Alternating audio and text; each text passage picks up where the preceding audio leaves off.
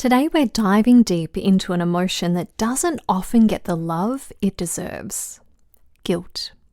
An emotion we tend to push away, hide from, or drown out. But what if, instead of resisting guilt, we got curious about it?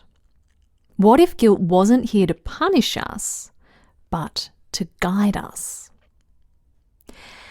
Today on I Love Me, the podcast, we're exploring the true purpose of guilt and how to use guilt to evolve into a more aligned, heart-centered being. Love, love, love, love, love, love, I love me. Simple, inspiring lessons in self-love. Hello, beautiful. It's Tamra here.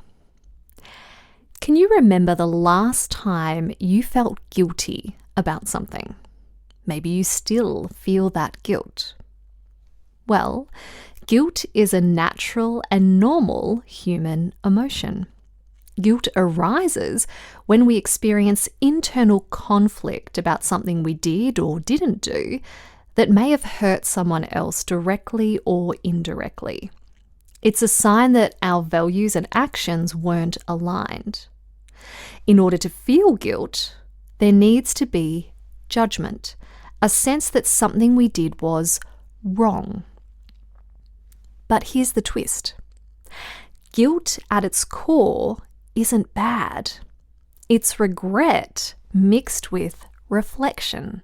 It's an educational emotion here to say, hey, that didn't feel right. Let's not do that again. While we can't change the past, we can change how we relate to it. And that's the true gift of guilt.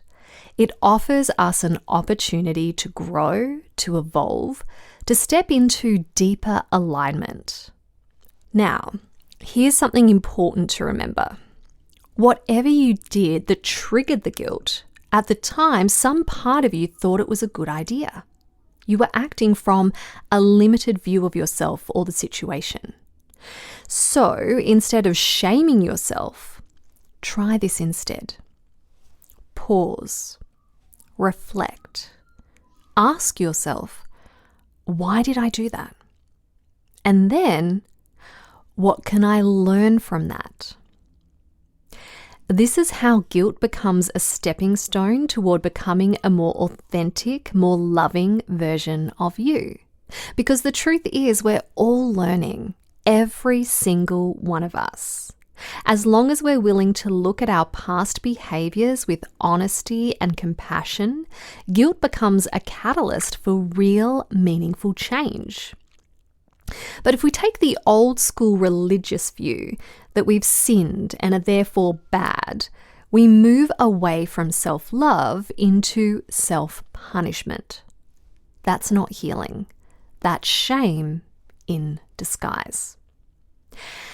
So next time that voice in your head says, I should have known better, question that thought. Why should I have known better? Have I experienced this before? What can I do differently next time?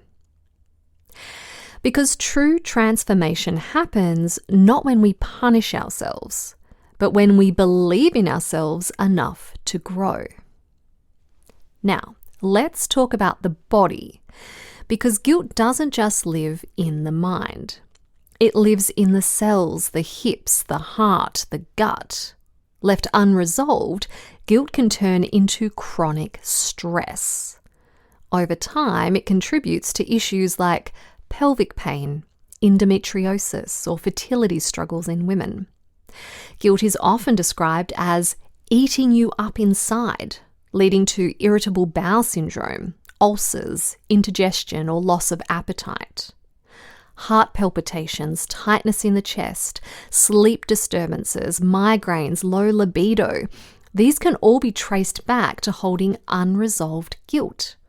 And yes, sometimes even immune issues or chronic illness.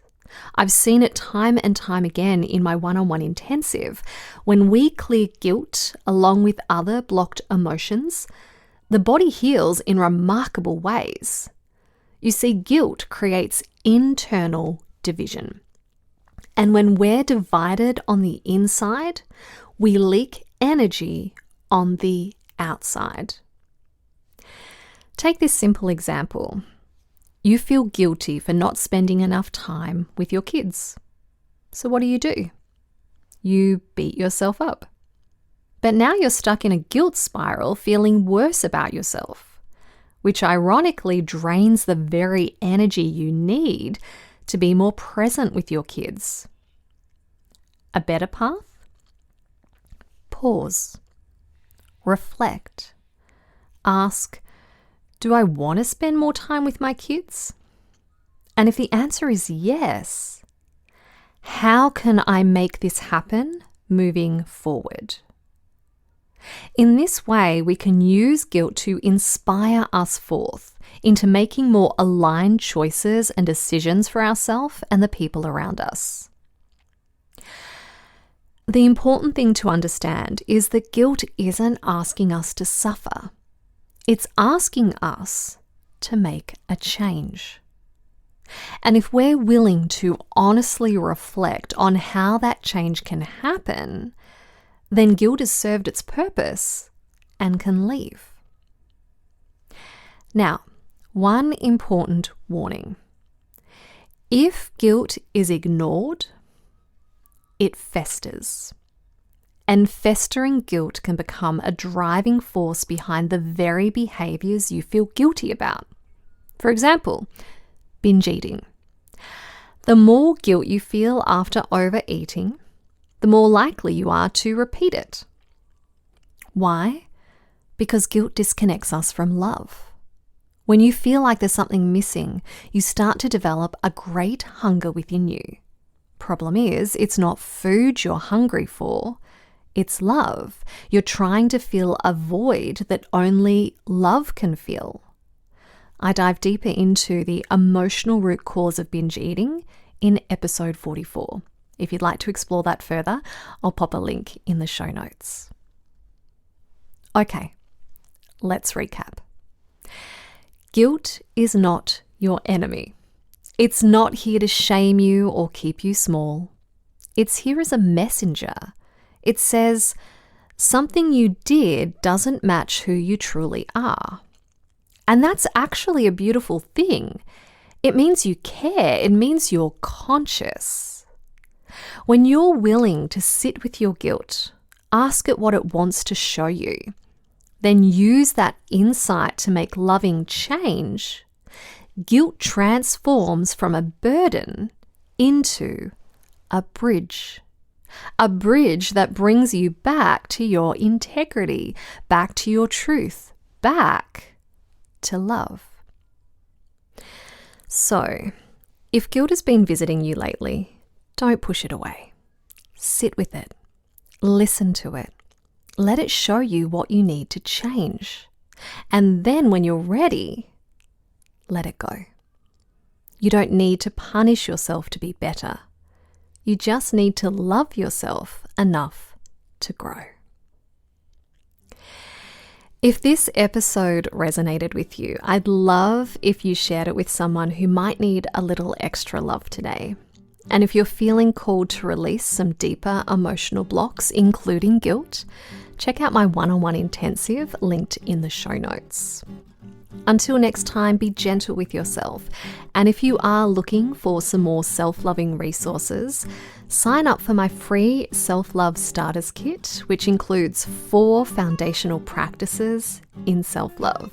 You'll find it on my website, gettingnaked.com.au.